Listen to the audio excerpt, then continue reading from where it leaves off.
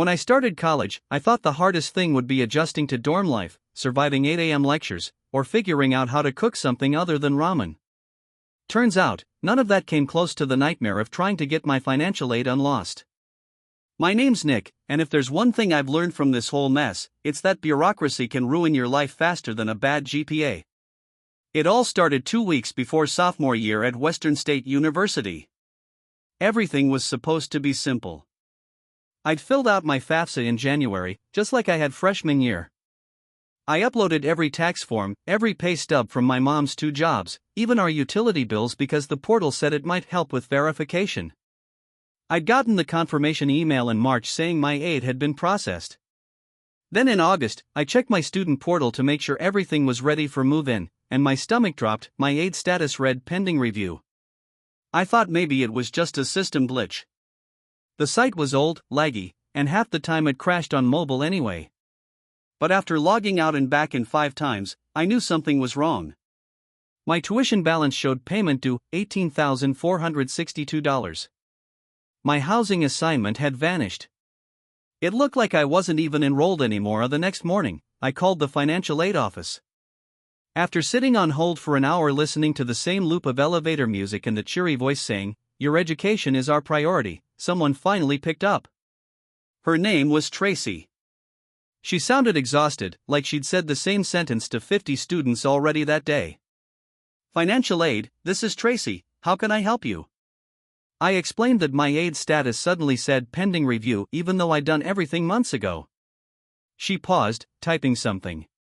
Then she said, "It looks like your file was flagged for verification due to an income inconsistency."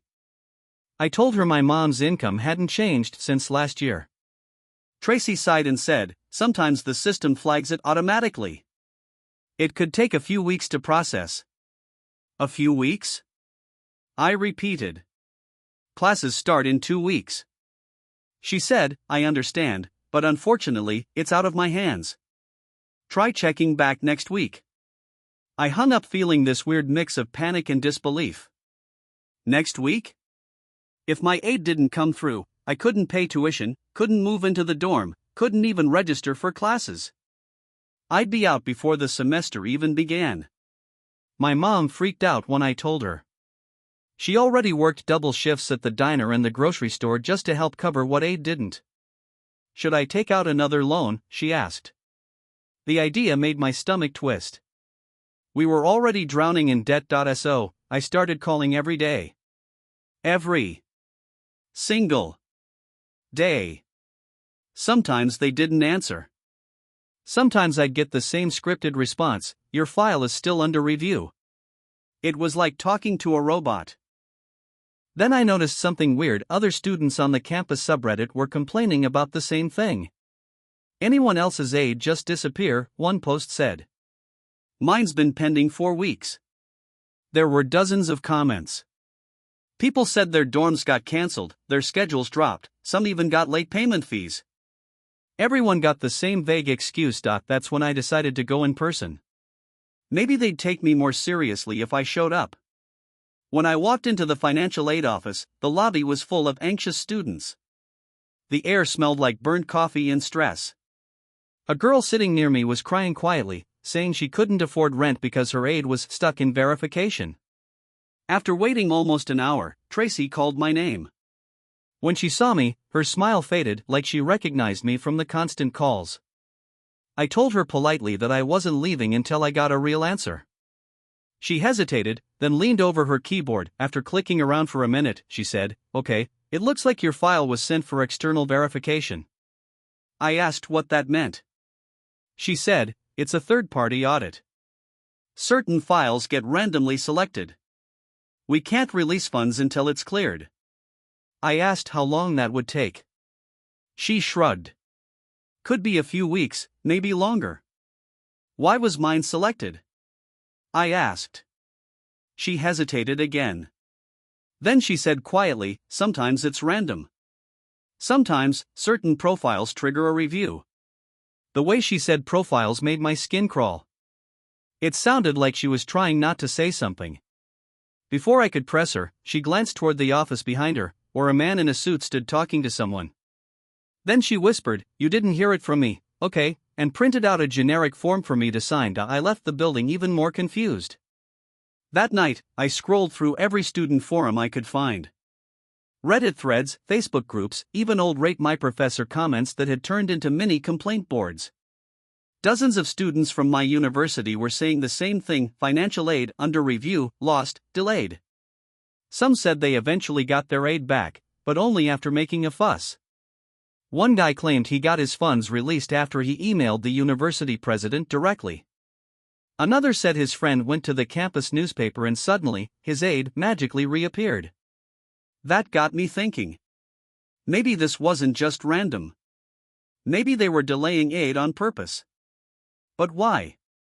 I started digging into the staff. I looked up Mark Ellison, the assistant director who'd emailed me earlier that week. His LinkedIn said he'd only joined the university last year after working in budget allocation. Before that, he worked for a consulting firm that specialized in cost optimization for higher education institutions. That sounded like fancy talk for finding ways to cut corners. Then I found a local news article from last spring. The university had been accused of financial mismanagement involving a $2 million discrepancy in student aid accounts. The story went nowhere, apparently resolved internally. But something about it clicked. If the university was short on funds, maybe they were delaying aid to make their books look better before the audit. Maybe they were holding on to money that should have gone to students like me. I couldn't prove it, but the timing lined up too perfectly. The system wasn't broken, it was rigged. I decided I wasn't going to sit around waiting for them to process my future. I was going to find out exactly what happened to my aid, even if I had to drag the truth out of them. I opened my laptop, started drafting an email, and this time, I wasn't sending it to the generic financialaid@wsu.edu. I was going higher, and I wasn't going alone. The next morning I woke up determined to stop playing nice. I wasn't going to be one more name in the pile of pending reviews. I started by writing a detailed email to Mark Ellison, the assistant director who'd been feeding me corporate jargon. I explained everything: my aid disappearing, my multiple calls, the in-person visit, and how my dorm and classes were now on hold because of it. But this time, I CC'd more people: the dean of students, the university president's office, and just for good measure, the general inbox of a local news station that ran a segment called Campus Concerns.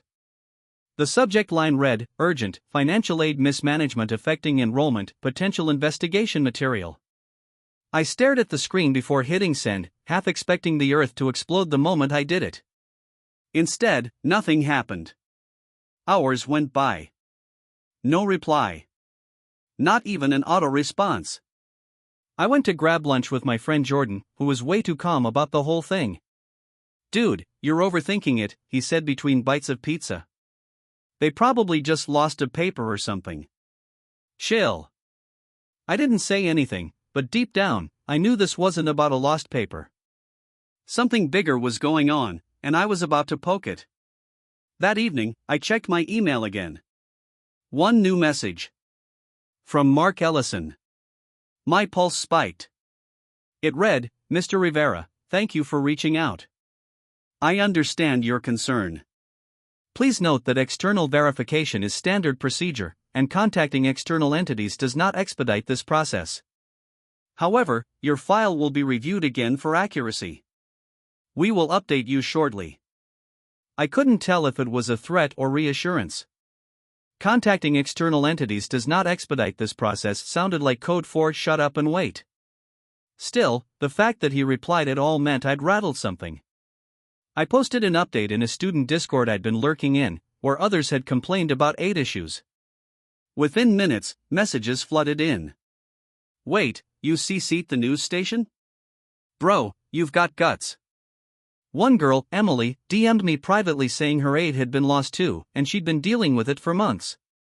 She said her mom had even sent certified mail to the office, and they still claimed they never received her documents. I asked if she'd be willing to talk to the news station if I actually got their attention. She agreed instantly. That night, I drafted a new message to the news anchor whose name was listed on the station site. I laid out everything: the dozens of students with missing aid, the delays, the vague answers, and the university's history of accounting discrepancies. I didn't expect much, but it felt good to finally be doing something. The next day, things got strange. Around noon, I got a call from an unfamiliar number. I answered, and a deep voice said, "Is this Nicholas Rivera?" I said yes. "This is Mark Ellison from Financial Services. Could you come to the office at 2 p.m. today? We'd like to discuss your aid situation in person." My heart pounded. Why now? Why suddenly the VIP treatment after weeks of being ignored? I showed up early and sat in the waiting area. Tracy was at the front desk again, but she wouldn't make eye contact with me. A few minutes later, Mark appeared. He was mid-40s, slick suit, too perfect smile. The kind of guy who called himself data-driven in meetings. He led me into a small office that smelled like burnt coffee and printer ink. "Nick, right," he said, sitting across from me. "First off, I want to apologize for the confusion surrounding your financial aid. We've been experiencing some administrative delays." I nodded slowly. "Administrative delays that only affect students who can't afford tuition?" His smile tightened. "I assure you, that's not the case. But I will admit, your email raised some concerns with upper administration. You understand that when you CC outside parties, it creates unnecessary complications." I stared at him. "Unnecessary for who?" He chuckled like I'd made a joke, then slid a paper toward me. "Your aid has been reinstated pending final verification. You should see the disbursement in your account within 48 hours. My first instinct was relief, but then suspicion hit me like a punch. "So, it's fixed?" I asked. "Just like that?" "Yes," he said quickly. "Sometimes files get flagged incorrectly." I made a few calls and got it sorted. I wanted to believe him, but something in his tone sounded rehearsed. "And what about the other students?" I asked. "The ones who've been waiting for months?" He looked up sharply. "What other students?" "The ones posting online, saying the same thing happened to them." His jaw twitched. "Mr. Rivera, I suggest you focus on your own case. We're doing our best to help everyone." That was my cue to leave. As I walked out, Tracy shot me a quick glance, half warning, half pity. That night, my aid status updated in the portal. The balance dropped to 0. My dorm was reinstated. On paper, everything was fine again. But I couldn't shake the feeling that I'd just seen behind a curtain I wasn't supposed to. I got another email that evening from the local news anchor. It said, "Hi Nick, we received your message. Would you be available for a brief call this week? We've gotten similar complaints from other students at your university." My stomach dropped. Similar complaints. That meant it wasn't just me or Emily, it was a pattern. Over the next few days, I started gathering screenshots, forum posts, emails, and anything that could prove what was happening. Emily sent me copies of her correspondence, and another student, Caleb, reached out saying his aide mysteriously reappeared after he made noise about it too. The pattern was obvious now: they delayed aid until students panicked, then only fixed it if someone threatened to go public. They were betting most people wouldn't fight back. The news station scheduled an interview for the following Tuesday. I was terrified but ready. That weekend, I got one more email from Mark Ellison. This one wasn't polite. "Mr. Rivera, I strongly advise against misrepresenting university procedures in any public capacity. Doing so could have repercussions for your academic standing." I stared at the screen, my hands shaking. That wasn't just a warning. It was a threat. I didn't reply. Instead, I forwarded it straight to the reporter.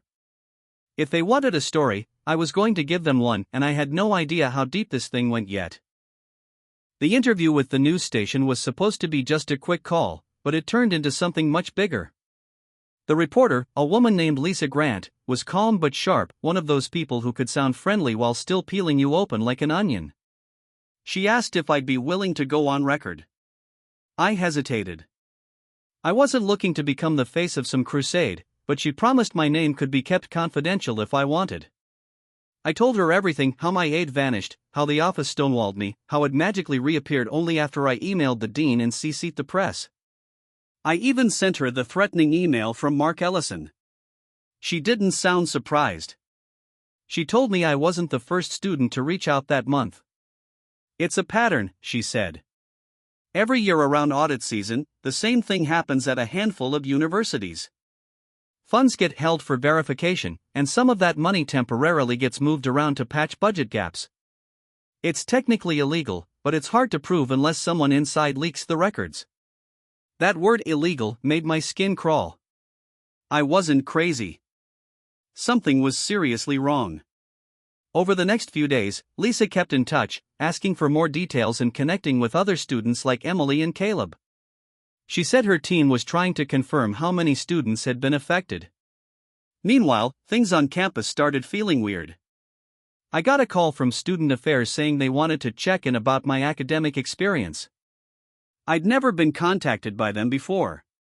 When I showed up, it was just some admin guy asking vague questions about my satisfaction with financial services and whether I'd spoken to any outside media. I played dumb, saying I wasn't sure what he meant. He smiled too much and said, "Good, we just want to make sure there are no misunderstandings." It didn't sound like a check-in, it sounded like a warning. That same evening, Emily texted me in a panic.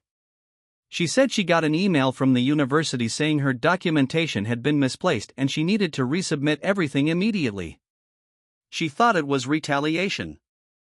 I didn't want to believe that, but then my dorm roommate Jordan told me someone had come by earlier asking a few questions about me. When I asked who, he said it was a guy in a suit who said he was from administrative review. That's when I realized I'd officially stepped into something bigger than a simple aid dispute. Lisa called again that night and said her station was going to run the story, an investigative piece titled "Where's the Aid? Students Speak Out on University Delays." It would air the following Monday. My stomach twisted with equal parts fear and excitement. Finally, someone was listening. But Sunday night, everything exploded. Around 10 p.m., my university email got suspended. No warning. I tried logging into the student portal, access denied. It was like I didn't exist. I called IT, and the guy said my account had been temporarily locked due to unusual activity. I asked what that meant, and he said he wasn't authorized to discuss it. That's when I called Lisa. She told me to screenshot everything and keep records. By the next morning, the story was live. My phone blew up with messages. The piece featured voice clips from multiple students, all telling similar stories: lost aid, fake verifications, sudden fixes after escalating complaints. The university spokesperson gave a bland statement about system upgrades and external audits, but the comments section was brutal. Students, parents, and even alumni were furious. It went viral locally within hours. By noon, the dean's office emailed a campus-wide statement saying they took recent allegations seriously and would be conducting an internal review. I didn't believe a word of it. I thought the chaos might settle after that, but instead, it just got weirder. When I got to campus that afternoon, I noticed two men in suits near the financial aid building. They weren't university staff, I could tell by the badges on their belts. Later, Tracy confirmed what I suspected: they were auditors from the state education department. Apparently, the news piece had triggered an official investigation. For the first time, it felt like justice might actually be happening. That night, I got a call from a blocked number. I almost didn't answer, but curiosity got the better of me. "Nick Rivera," the voice said. It was low, tense, older. "This is off the record. You need to be careful. You've made enemies in the wrong places." Before I could say anything, the call disconnected. I just sat there staring at my phone, heart racing. I didn't know if it was a threat, a warning, or both. 2 days later, another email came in, this time from someone I didn't recognize: rivleaks@protonmail.com. The subject line read, "You were right." The message said, "Check your campus account transactions for February through April. Look at the transfer codes." Then look up account number 48129. That's where your aid went before it was returned. Attached was a spreadsheet labeled Aid Movement Log. It had student ID numbers, transfer dates, and internal account notes. I opened it in disbelief. There were hundreds of entries, students' funds listed as temporarily reallocated to holding. Next to mine, it said, transferred to budget line 48129, returned August 23. It matched the day Mark Ellison said my aid was reinstated. My head spun. Someone had literally moved my aid money into another account, held it there for months, then quietly put it back after I made noise. I forwarded everything to Lisa, and she immediately called me back, her voice shaking with excitement. Nick, this is huge. That account number you mentioned, it's tied to an internal discretionary fund.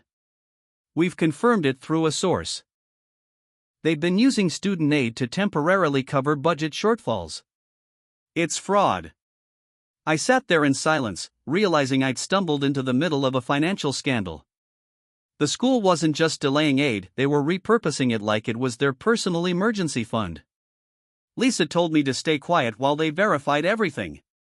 We're about to blow this wide open, she said. I wanted to feel proud, but instead, all I felt was dread. Because if what she said was true, people were going to lose their jobs, and maybe someone was going to make sure I did too. By the next morning, things were spiraling faster than I could keep up.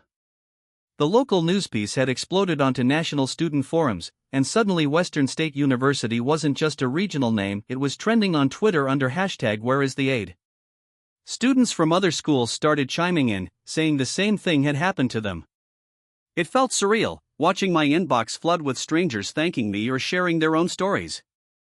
But behind the excitement, there was this creeping sense of danger. The email that had tipped me off, the one with the spreadsheet, haunted me. Who sent it? How did they have those records? And why risk sending them to me?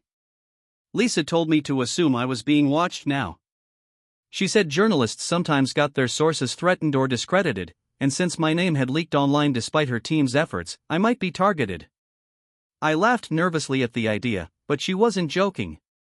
By Thursday, I noticed a black SUV parked across from my dorm. At first, I thought I was imagining things, but it was there again the next day. Always empty, engine off, but it freaked me out. I told Jordan about it, and he laughed it off, saying I was main charactering too hard. I wanted to believe him, but I couldn't shake the feeling that I was being followed. That evening, Lisa called me again, her tone sharp and urgent. Nick, someone from the university IT department just contacted us anonymously. They said the administration has been trying to trace the source of the leaked spreadsheet. They're claiming it's fabricated. I groaned. Of course they are. She continued, but the thing is, the metadata checks out. The document originated from an internal financial system. Whoever sent it knew exactly where to look. I told her I didn't know who sent it. She believed me, but I could tell she was worried. She said her team was planning to publish a follow-up expose naming specific officials involved, Mark Ellison included. I wasn't sure whether to feel vindicated or terrified. Friday morning, I woke up to a new nightmare, a campus-wide email from the president's office. It claimed that certain individuals had shared confidential financial documents and that doing so may constitute a violation of federal privacy laws. They didn't mention me by name, but the message was clear. My stomach twisted. I walked to class, but people were staring, whispering. By lunch, someone had posted my photo from the news broadcast onto the student subreddit. The caption read, "This is the guy who snitched." My phone buzzed nonstop, some messages supportive, others, not. Hope you're proud, bro. My refund got delayed because of you, one said. Another was worse, watch your back, rat. I started feeling like I'd gone from hero to villain overnight.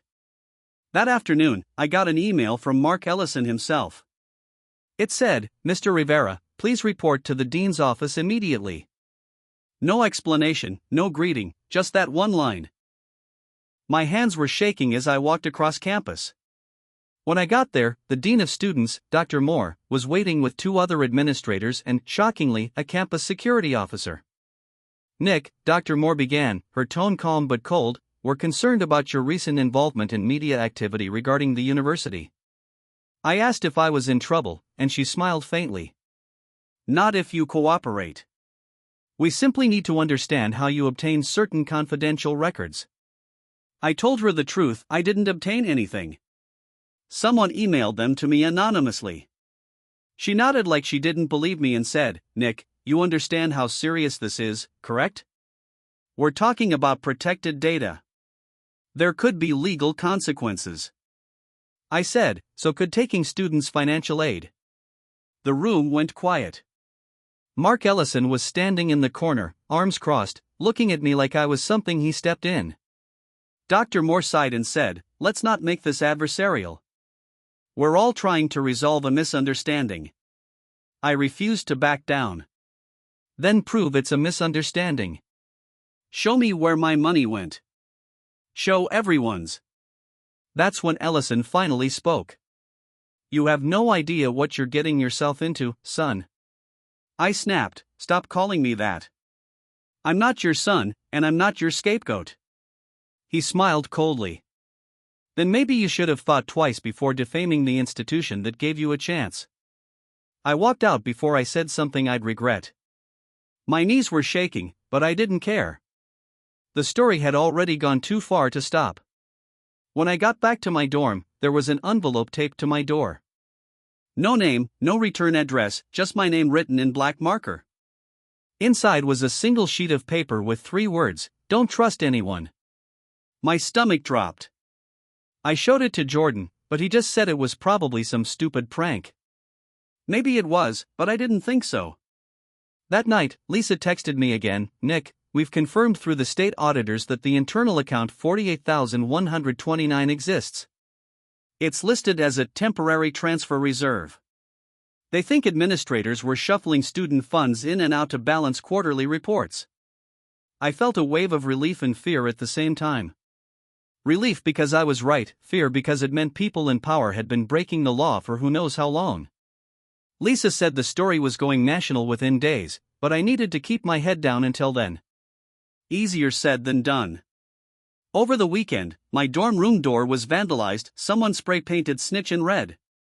Campus security took a photo but said it was probably unrelated. I started sleeping with my desk chair wedged under the doorknob. Sunday morning, I woke up to another email from the same encrypted address as before. You're in danger. The records go higher than you think. Don't meet anyone from admin alone. I felt sick. Whoever this was, they knew something. I typed back, who are you, but the message bounced, address deleted. That was the moment I realized I might have started something that couldn't be stopped. Lisa said her team was prepping the national story for release Monday morning. It would name Mark Ellison, the dean, and even the university president as complicit. I should have felt victorious. But that night, when I saw that same black SUV idling again outside my dorm, I didn't feel like a whistleblower anymore. I felt like a target. Monday morning came like a storm I couldn't stop. My phone was buzzing before I was even fully awake. Dozens of texts, calls, and notifications filled the screen, and when I opened Twitter, I realized why. The national news story had dropped at 7 a.m. sharp. University officials under investigation for misuse of federal student aid funds, the headline read. My name was in the article, not the full name, just Nick R., but it was enough for everyone on campus to know who I was. The piece included screenshots from the leaked documents, quotes from the anonymous source, and internal emails that proved what Lisa and her team had suspected all along. The administration had been transferring student financial aid money into a hidden account to temporarily offset operating costs. They'd been juggling the money like a personal slush fund. The article named names, Mark Ellison, Dean Moore, even the university president, Dr. Rowland. It said state investigators had launched an immediate probe and that federal agents were assisting in the review. It should have been a moment of triumph, but all I felt was dread. Because within hours, everything got worse. I got an email from the university informing me that I was being placed on temporary academic suspension pending investigation into alleged misconduct involving confidential data. They were accusing me of being part of the leak. I stared at the screen in disbelief. They couldn't possibly think I'd hacked anything. I was just a broke student trying to get his aid back. I called Lisa, panicked.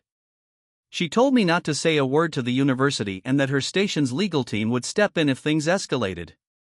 They're trying to make you the scapegoat, she said. Don't let them scare you. But I already was scared. When I walked across campus later that morning to clear my dorm check-in, people stared. Some looked at me with sympathy, others with open hostility. I overheard one guy mutter, "That's the dude who ruined homecoming funding." Another said, "He's the reason refunds are frozen." The school had paused all aid disbursements during the investigation, and now everyone was angry. By lunchtime, my social media DMs were filled with hate messages. Some called me a liar, others a hero, and one said, "You're gonna regret this." I wanted to disappear. That afternoon, Lisa called again. Her voice sounded strained. "Nick, something happened. The anonymous source who sent the spreadsheet, they've gone dark. Their ProtonMail account's been deleted, and someone tried to access our newsroom server last night. We think someone from the university is trying to trace them." My chest tightened. So they know it wasn't me? They should, she said, but desperate people do desperate things. Around 5 p.m., my mom called crying. She'd gotten a letter at home from the university saying I was under disciplinary review for potential data misuse.